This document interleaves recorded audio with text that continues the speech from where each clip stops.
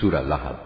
বিসমিল্লাহির রহমানির রহিম। রহমান রহিম আল্লাহ তাআলার নামে। তাব্বাত ইয়াদা আবি লাহাব ওয়া তাব। ইসলাম বিরোধিতার কারণে আবু লাহাবের দুনিয়া আখেরাতে দুটো হাতই ধ্বংস হয়ে যাক, ধ্বংস হয়ে যাক সে নিজেও।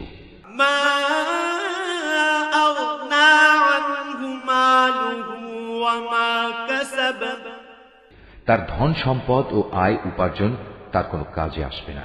সায়াসলা নারান যাতা লাহাবিন ওয়া ইমরাআতুহু হাম্মালাতাল হাতাব।